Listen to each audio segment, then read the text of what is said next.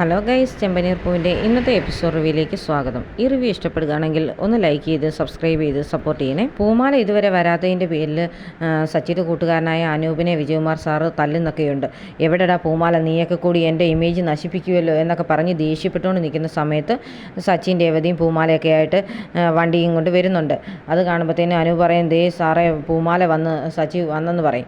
അപ്പോൾ സച്ചിൻ രേവതിയും കൊണ്ട് പൂമാലയൊക്കെ ഉള്ള വണ്ടി കൊണ്ട് നിർത്തിയിട്ട് സന്തോഷത്തോടെ ഇറങ്ങുകയാണ്. എന്നാൽ വിജയകുമാർ സാറിന് അത്ര സന്തോഷമൊന്നുമില്ല. സാറിങ്ങനെ ദേഷ്യപ്പെട്ട് നിൽക്കുകയാണ്. അന്നേരം സച്ചി രേവതിയും പൂമാലയായിട്ട് ഫ്രണ്ടിലോട്ട് വരുന്ന ഉടനെ സാറ് ദേഷ്യപ്പെടുന്നുണ്ട്. എന്നിട്ട് ചോദിക്കുന്നുണ്ട്, ഇവൻ എന്നെ മാനം കെടുത്താൻ നോക്കിയവനാ, അവനെ വെറുതെ വിടരുത് എന്ന് പറഞ്ഞ് പിടിച്ചുകൊണ്ട് പോകാമെന്ന് പറയുമ്പോഴത്തേന് ആ കൂടെയുള്ള അണികളെല്ലാം കൂടെ ചെന്ന് സച്ചിയെ പിടിച്ചുകൊണ്ട് വരുന്നുണ്ട്. അപ്പോൾ രേവതി കിടന്ന് കാറുകയൊക്കെ ചെയ്യും. സച്ചിയേട്ടനെ വിട്, അദ്ദേഹം ഒരു തെറ്റും ചെയ്തിട്ടില്ല, വിട് നിങ്ങൾ എന്തായി കാണിക്കുന്നതൊക്കെ ചോദിക്കും. എന്നിട്ട് രേവതി ചെന്ന് സാറിനോട് ചോദിക്കുന്നുണ്ട്, സാർ എന്തായി ചെയ്യുന്നത് അദ്ദേഹത്തെ വെറുതെ വിടാനൊക്കെ. അപ്പോഴത്തേന് വിജയകുമാർ സാർ പറയുന്നുണ്ട്, ഇവൻ കാരണം എൻ്റെ പ്രഷറെല്ലാം കൂടി, ആകെ ടെൻഷനായി ഞാൻ, അതുകൊണ്ട് എന്നെ ഇങ്ങനെ നാണം കെടുത്താൻ നോക്കിയവനാവുകൊണ്ട് ഇവനെ ഇനി വെറുതെ വിടാൻ പറ്റത്തില്ല എന്നൊക്കെ പറഞ്ഞ് ദേഷ്യപ്പെടുന്നുണ്ട്. എന്നിട്ട് സച്ചിയോട് ചോദിക്കുന്നുണ്ട്, എടാ നീ എതിർ പാർട്ടിക്കാരൻ്റെ ആളല്ലായിരുന്നോ, സമയത്ത് ഈ ഫംഗ്ഷൻ നടക്കാതിരിക്കാൻ വേണ്ടിയല്ലേടാ നീ ഇങ്ങനെ ചെയ്തത്, പിന്നെ ഞാൻ ഭീഷണിപ്പെടുത്തിയോണ്ട് മാത്രമല്ല നീ പൂമാലയായിട്ടൊക്കെ വന്നെന്നൊക്കെ ചോദിക്കും. അന്നേരത്തേന് രേവതിയും സച്ചിയും മാക്സിമം പറയുന്നുണ്ട്, ഞങ്ങൾ ഒരു തെറ്റും ചെയ്തിട്ടില്ല, ഒരുപാട് ഫൈറ്റ് ചെയ്തിട്ടൊക്കെയാണ് ഇതും കൊണ്ട് വന്നതെന്നൊക്കെ പറയും. എന്നിട്ടും വിജയകുമാർ സാറിന് ഒട്ടും വിശ്വാസമൊന്നും ആകുന്നില്ല. എന്നിട്ട് സാറ് പറയുന്നുണ്ട്, ഇവനെ പുറകിലത്തെ റൂമിൽ കൊണ്ടുപോയി കെട്ടിയിട്ടേര്, ഈ ഫംഗ്ഷൻ കഴിയുമ്പോൾ ഞാൻ ഇവനുള്ള പണി കൊടുത്തോളാം എന്നൊക്കെ പറഞ്ഞ് അകത്തേക്ക് പോകുമ്പോൾ രേവതി പുറകെ ഓടി ചെല്ലുന്നൊക്കെ ഉണ്ട്. എന്നിട്ട് പറയും, സാർ ഞങ്ങളുടെ കാര്യം ഒന്ന് മനസ്സിലാക്കണം, ഞങ്ങൾ ഒരുപാട് കഷ്ടപ്പെട്ടാണ് ഇന്നലെ വൈകിട്ട് ഉറക്കിളച്ചിരുന്നുണ്ടാക്കിയ പൂമാലയാണ്, അത് കഴിഞ്ഞ് ഇന്നിതിപ്പോൾ രാവിലെ വണ്ടിയെ കയറ്റി വിട്ടതായിരുന്നു, വഴി വെച്ച് ആരോ വണ്ടി തട്ടിക്കൊണ്ട് പോയതാണ് സാർ, അല്ലാതെ അദ്ദേഹം ഒരു തെറ്റും ചെയ്തിട്ടില്ല, അദ്ദേഹത്തെ വെറുതെ വിടണമെന്ന് പറഞ്ഞ് രേവതി അങ്ങ് കരയുകയാണ്. അപ്പോഴത്തേന് സാറ് വന്നിട്ട് പറയുന്നുണ്ട് അവനെ വിടാൻ. എന്നിടത്തേന് സച്ചി ഉടനെ ഫോണ് പോക്കറ്റിൽ നിന്ന് എടുത്തിട്ട് രാവിലെ ഫോട്ടോ എടുത്തതൊക്കെ കാണിക്കുന്നുണ്ട്. എന്നിട്ട് പിന്നെ ഗ്രൂപ്പിലേക്കൊക്കെ അയച്ച മെസ്സേജും കാണിക്കുകയും കേൾപ്പിക്കുകയൊക്കെ ചെയ്യും. അന്നേരത്തേന് സാറിന് അത് വിശ്വാസമാകുന്നുണ്ട്. അപ്പോൾ വണ്ടി തട്ടിക്കൊണ്ട് പോയതായിരുന്നല്ലേ, അതാരാ, ഏതവനാ കൊണ്ടുപോയെന്നൊക്കെ ചോദിക്കുന്നുണ്ട്. അതൊന്നും അറിയത്തില്ല സാർ എന്ന് പറയുമ്പോഴത്തേന് വിജയകുമാർ സാർ പറയും, അതെൻ്റെ എതിർ കക്ഷികൾ തന്നെയായിരിക്കും കൊണ്ടുപോയത് എന്നൊക്കെ പറയും. ഉടനെ സച്ചി പറയും, ഞാൻ അവരെ പിടിച്ചതായിരുന്നു, പക്ഷേ അവരൊക്കെ ഓടിപ്പോയി, പറഞ്ഞ് വാക്ക് പാലിക്കാൻ വേണ്ടി മാത്രമാണ് ഞാൻ അവരെ വിട്ട് കളഞ്ഞിട്ട് മാലയുമായിട്ട് ഇവിടെ വന്നത്, അപ്പോൾ സാർ അത് വിശ്വസിക്കണമെന്നൊക്കെ പറയും.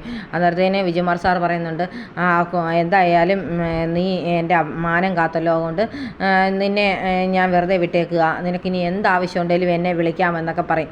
എന്നിട്ട് ബാക്കി പൈസ എടുത്ത് കൊടുക്കുന്നുണ്ട് സച്ചിയുടെ. അപ്പോൾ സച്ചി പറയും, എൻ്റെ ഭാര്യയാണ് കടയുടെ ഓണർ, അതുകൊണ്ട് ഭാര്യയുടെ കൊടുത്താൽ മതി എന്ന് പറയും. അന്നേരം സച്ചി രേവതിയെ വിളിക്കുമ്പോൾ രേവതിയുടെ കയ്യിലിട്ട് വിജയകുമാർ സാറ് ബാക്കി ക്യാഷൊക്കെ എടുത്ത് കൊടുക്കുന്നുണ്ട്. എൻ്റെ ഒരു സന്തോഷത്തിന് വേണ്ടിയാണെന്ന് പറഞ്ഞ് സാർ ഉടനെ 5000 രൂപ എടുത്ത് സച്ചി ഏൽപ്പിക്കുന്നുണ്ട്. ഉടനെ സച്ചി പറയും, വേണ്ട സാർ, ഞങ്ങളുടെ അധ്വാനത്തിൻ്റെ ഫലം ഞങ്ങൾക്ക് കിട്ടിയല്ലോ, അതുകൊണ്ട് ഞങ്ങൾക്കിനി വേണ്ടെന്ന് പറയും. അത് സാരമില്ല, എന്തായാലും നീ ഇങ്ങനെയൊക്കെ ചെയ്തത് കാരണം നിനക്ക് ഇരിക്കട്ടെ എന്ന് പറഞ്ഞ് 5000 കയ്യിലേൽപ്പിക്കുക. എന്നിട്ട് പറയും, നിൻ്റെ ഇനി എന്താവശ്യത്തിനും നിനക്ക് എന്നെ വന്ന് കാണാം, ഞാൻ നിൻ്റെ കൂടെ ഉണ്ടായിരിക്കും, ഈ ഏട്ടനുണ്ട് നിൻ്റെ കൂടെ എന്നൊക്കെ പറഞ്ഞ് പൈസയൊക്കെ ഏൽപ്പിക്കുന്നുണ്ട്.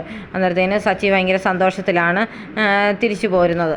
ആ സമയത്ത് ആൻ്റണിയുടെ ഗുണ്ടകളൊക്കെ കാര്യങ്ങളൊക്കെ ചെന്ന് ആൻ്റണിയോട് പറയുന്നുണ്ട്. ആൻ്റണി അവർക്കിട്ട് തല്ലുകയും ചെയ്യും. എന്നിട്ട് പറയും, ഞാനാണ് ഇതിന് പിന്നിലെന്ന് അവന്മാർക്ക് മനസ്സിലായോ എന്നൊക്കെ ചോദിക്കും. ഇല്ല, അവന് മനസ്സിലായിട്ടില്ല, അതിപ്പോൾ രാഷ്ട്രീയപരമായിട്ടുള്ള ഗുണ്ടകളാരിൽ ആയിരിക്കുമെന്ന് വിചാരിച്ചാൽ ഇതങ്ങ് പോയെന്ന് പറയും.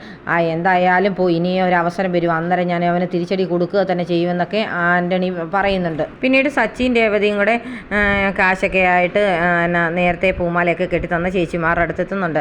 അപ്പോൾ അവരെല്ലാവരും ഈ പൂമാല അടങ്ങിയ വണ്ടി കാണാൻ പോയി എന്നുള്ളത് ടെൻഷൻ അടിച്ച് നിൽക്കുകയായിരുന്നു. അപ്പോൾ അവരുടെ അടുത്ത് വരുമ്പോഴേ അവർ പറയുന്നുണ്ട്, എന്തായാലും പൂമാലയൊക്കെ അടങ്ങിയ വണ്ടി കിട്ടിയല്ലോ രേവതി, ഞങ്ങൾ പ്രാർത്ഥിച്ചിരിക്കുകയായിരുന്നു എന്നൊക്കെ പറയും. എന്താ എല്ലാത്തിനും സമയത്ത് കൊടുക്കാൻ പറ്റി ചേച്ചി എന്നൊക്കെ പറയും. ഉടനെ സച്ചി പറയും, എന്തായാലും നീ അതെടുത്ത് കൊടുക്കാൻ പറയും. അപ്പോൾ സച്ചിയേട്ടൻ കൊടുക്കുമെന്ന് പറഞ്ഞ് രേവതി പൈസയൊക്കെ എടുക്കുന്നുണ്ടെന്ന് പറയും. ഇത് നിങ്ങൾക്കുള്ളതാണെന്ന് പറഞ്ഞ് രേവതി അങ്ങോട്ട് കൊടുക്കും. ഉടനെ അവർ പറയും, ഞങ്ങൾക്ക് വേണ്ട, ഇത് നിങ്ങൾക്ക് വേണ്ടി ചെയ്തു തന്ന ഒരു ഉപകാരം മാത്രമാണ്, ഇത് കാശിന് വേണ്ടി ചെയ്തതല്ലെന്നൊക്കെ പറയും.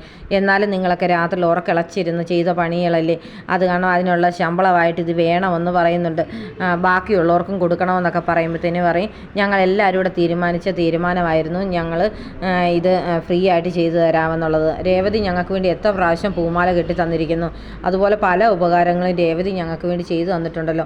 ഇതിനൊക്കെ ഞങ്ങൾ എന്തെങ്കിലും പ്രതിഫലം തന്നിട്ടുണ്ടോ രേവതി? അതുകൊണ്ട് ഇതിന് പൈസ ഞങ്ങൾ മേടിക്കത്തില്ലെന്ന് പറയും. അന്നേരത്തേന് സച്ചി പറയുന്നുണ്ട് എന്നാലും ചേച്ചിമാരെ ഇത്രയും കഷ്ടപ്പെട്ടതല്ലേ എന്നൊക്കെ. അതൊന്നും സാരമില്ല, രേവതി ഞങ്ങളുടെ കുടുംബത്തിലെ അംഗമല്ലേ, അതുപോലെ തന്നെ സച്ചി ഞങ്ങളുടെ കുടുംബത്തിലെ ആയി. ഇനി നിങ്ങൾക്ക് വേണ്ടി ഞങ്ങളൊരു ഉപകാരം ചെയ്യുന്നതിന് പ്രതിഫലം മേടിക്കുന്നത് ശരിയല്ല എന്നൊക്കെ അവർ പറയുന്നുണ്ട്. അത് കേൾക്കുമ്പോഴത്തേന് സച്ചിക്കും രേവതിക്കും ഭയങ്കര സന്തോഷം തോന്നുന്നുണ്ട്. അപ്പോൾ ഉടനെ സച്ചിക്ക് ഒരു ഫോൺ വരുമ്പോൾ സച്ചി ഫോൺ എടുത്ത് അങ്ങോട്ട് മാറി നിന്നൊക്കെ സംസാരിക്കുന്നുണ്ട്. അപ്പോഴത്തേന് ആ കൂടുതലുള്ള ചേച്ചിമാർ ചോദിക്കുന്നുണ്ട് രേവതി ഈ കാശ് എന്നാ എടുക്കാനാ, ബാങ്കിലിടാനാണോ എന്ന് ചോദിക്കും. അതിനൊന്നും അല്ല ചേച്ചി, എൻ്റെ മനസ്സിലൊരാഗ്രഹം ഉണ്ടെന്ന് പറയും. എന്താഗ്രഹം എന്ന് ചോദിക്കും. എൻ്റെ സച്ചിയേട്ടനൊരു കാറ് വാങ്ങിച്ചു കൊടുക്കണമെന്ന് പറയും. ഇത്രയും പൈസയ്ക്കൊക്കെ കാറ് കിട്ടുമോയെന്ന് ചോദിക്കും. അതൊന്നും എനിക്കറിയത്തില്ല ചേച്ചി, പക്ഷേ സച്ചിയേട്ടൻ ഇപ്പം കുറേ നാളായിട്ട് ഓട്ടോയല്ലേ ഓടിക്കുന്നത്, അതുകൊണ്ട് അദ്ദേഹത്തിനൊരു കാറ് മേടിച്ചു കൊടുക്കണം, അതെൻ്റെ വലിയ ആഗ്രഹമാണെന്ന് പറഞ്ഞ് സച്ചിക്കേട്ടൻ ഇങ്ങനെ നോക്കി നിൽക്കുകയാണ് രേവതി. പിന്നീട് കാണിക്കുന്നത് രവി ഇങ്ങനെ ടെൻഷൻ അടിച്ച് ഫോൺ വിളിച്ച് നടക്കുന്നതാണ്. അത് കാണുമ്പോഴത്തേന് ചന്ദ്രമതി വന്ന് ചോദിക്കുന്നുണ്ട് എന്താ കാര്യം, നിങ്ങൾ എന്താ ഇത്ര ടെൻഷൻ അടിച്ച് നടക്കുന്നതെന്ന്. അതല്ല സച്ചിയുടെ വണ്ടി ആരോണ്ടോ കട്ടുകൊണ്ട് പോയെന്ന് പറഞ്ഞ് കേട്ടില്ലേ, അപ്പോൾ അത് എന്തായെന്ന് അറിയാൻ വേണ്ടിയാണ് ഞാൻ ഈ വിളിക്കുന്നതെന്നൊക്കെ പറയും. എന്ന് പറഞ്ഞാൽ അത് സ്വർണ്ണമാലയൊന്നും അല്ലല്ലോ കൊണ്ടുപോയത്, പൂമാലയല്ലേ എന്ന് ഉടനെ പുച്ഛിച്ച് പറയുകയാണ് ചന്ദ്രമതി. അന്നേരത്തേന് ഉടനെ തന്നെ സച്ചിയും രേവതി അങ്ങോട്ട് കയറി വരും. അത് കാണുമ്പോഴത്തേന് രവിയോട് ചെന്ന് ചോദിക്കുന്നുണ്ട് മോനെ എന്തായി വണ്ടിയൊക്കെ കിട്ടിയോന്ന്. അച്ഛാ വണ്ടി കിട്ടി, കറക്റ്റ് സമയത്ത് പൂമാല അവിടെ എത്തിക്കാൻ പറ്റി, അത് കാരണം ബാക്കി കാശും കിട്ടി എന്നൊക്കെ പറയും. എന്തായാലും സന്തോഷമായി മോനെ, ആകെ ടെൻഷൻ അടിച്ചിരിക്കുകയായിരുന്നു ഞാനെന്നൊക്കെ പറയുന്നുണ്ട്. എന്തായാലും നീ ഇപ്പം ഈ ഇതൊക്കെ കൊണ്ട് കറക്റ്റായിട്ട് കൊടുത്തല്ലോ എന്നൊക്കെ പറയുമ്പോഴത്തേന് ചന്ദ്രമതി പിന്നെ എന്നിങ്ങനെ പറയും. ഉടനെ തന്നെ ചന്ദ്രമതിയെ നോക്കി പറയുന്നുണ്ട് സച്ചി, ഇതെന്ന് പറഞ്ഞാൽ പൂമാലയല്ലേ അല്ലാതെ സ്വർണ്ണമാലയൊന്നും അല്ലല്ലോ, അത് പറയാനല്ലേ വന്നെന്ന് ചോദിക്കും. അത് കേൾക്കുമ്പോഴത്തേന് ചന്ദ്രമതി അങ്ങ് വല്ലാതാകുന്നുണ്ട്. ഇന്നലെ തൊട്ട് തുടങ്ങിയതാണ് നിങ്ങൾക്ക്, ഞങ്ങൾ പൂ കെട്ടാൻ തുടങ്ങിയ സമയത്ത് തൊട്ട് നിങ്ങൾ ഓരോരോ പ്രശ്നങ്ങൾ ഉണ്ടാക്കിക്കൊണ്ടിരിക്കുക എന്നൊക്കെ പറയും. എന്നിട്ട് സച്ചി രവിയോട് പറയുന്നുണ്ട് അച്ഛാ ഈ കാശ് അച്ഛൻ സൂക്ഷിക്കണമെന്ന്, അച്ഛൻ വെച്ചോളാനൊക്കെ പറയും. എന്നാൽ പറയും മോനെ ഇത് നിങ്ങളുടെ അധ്വാനത്തിൻ്റെ ഫലമല്ലേ, അല്ലാതെ ഇത് ഞാൻ സൂക്ഷിക്കേണ്ട ആവശ്യമില്ല, അത് നിങ്ങൾ തന്നെ സൂക്ഷിച്ചാൽ മതി എന്ന് പറയും. എന്നാൽ ഈ കാശ് അച്ഛൻ മേടിച്ചിട്ട് ഞങ്ങളെ അനുഗ്രഹിച്ച് ഞങ്ങൾക്ക് തരണമെന്ന് പറയും. ഉടനെ തന്നെ രവിയുടെ കയ്യിലിട്ട് ആ പൈസ കൊടുക്കും. രവി ഉടനെ അത് വെച്ച് ഇവരെ അനുഗ്രഹിക്കാൻ തുടങ്ങുന്നുണ്ട്. ചന്ദ്രമതിയെ വിളിക്കും. ചന്ദ്ര ഇങ്ങ് വരാൻ പറയും. ഉടനെ വരത്തില്ല ചന്ദ്രമതി. ഉടനെ പറയും വരാനല്ലേ പറഞ്ഞെന്ന് പറയുമ്പോഴത്തേന് ചന്ദ്രമതി വന്ന് അടുത്ത് നിൽക്കുന്നുണ്ട്. അന്നേരം ഇവരുടെ തലയെ കൈയൊക്കെ വെച്ച് രവി ഇങ്ങനെ ആശീർവദിക്കുന്നുണ്ട്. നിങ്ങൾ ഒരുപാട് കാലം ഇതുപോലെ തന്നെ നന്നായിട്ട് ജീവിക്കട്ടെ, നിങ്ങൾക്ക് ഇതുപോലെ ഒരുപാട് ബിസിനസ്സൊക്കെ കിട്ടാനും നല്ലതായിട്ട് കാശ് കിട്ടാനും നിങ്ങൾ നല്ല നിലയിലെത്താനും ഒക്കെ ദൈവം നിങ്ങളെ അനുഗ്രഹിക്കട്ടെ എന്നൊക്കെ പറയും. അന്നേരത്തേനൊക്കെ പുച്ഛത്തോടെ നോക്കി നിൽക്കുകയാണ് ചന്ദ്രമതി. എന്നിട്ട് ആ പൈസ രേവതിയുടെ കയ്യിലോട്ട് തന്നെ കൊടുക്കും. രേവതി അത് മേടിച്ച് ഇങ്ങനെ കണ്ണിലൊക്കെ വെച്ച് പ്രാർത്ഥിക്കുന്നൊക്കെയുണ്ട്. അപ്പോഴത്തേനുടനെ സച്ചി പറയും അച്ഛാ എനിക്കൊരു ഓട്ടം വന്നിട്ടുണ്ട്, ഞാൻ എന്നാൽ പോയിട്ട് വരാമെന്ന് പറയും. അതെന്താ മോനെ നീ ഇന്നലെ ഒട്ടും ഉറങ്ങിയില്ലല്ലോ, അതുകൊണ്ട് നിനക്ക് കിടന്നുറങ്ങണ്ടേ, നീ പോകണ്ടെന്നൊക്കെ പറയും. അത് പറ്റത്തില്ല അച്ഛാ, ഇന്നലെ തന്നെ അത് ഏറ്റവും ഓട്ടമായിരുന്നു, അതുകൊണ്ട് ഞാൻ പോയിട്ട് വരാമെന്ന് പറഞ്ഞ് സച്ചി പുറത്തേക്ക് പോകുന്നുണ്ട്. ആ സമയത്ത് രവിയും പുറത്തേക്ക് അങ്ങോട്ട് ഇറങ്ങി നടക്കുന്നു. അന്നേരത്തേനാണ് ചന്ദ്രമതി നോക്കുമ്പോൾ രേവതി കാശൊക്കെ ആയിട്ട് നിൽക്കുന്നത്. അത് കാണുമ്പോഴത്തേന് ചന്ദ്രമതിക്ക് ഒട്ടും ഇഷ്ടപ്പെടുന്നില്ല. രേവതി സന്തോഷത്തോടു കൂടി കാശൊക്കെ നെഞ്ചോട് ചേർത്ത് ഇങ്ങനെ പിടിച്ച് നിൽക്കുന്നത് കാണിച്ചുകൊണ്ടാണ് ഇന്നത്തെ എപ്പിസോഡ് അവസാനിക്കുന്നത്.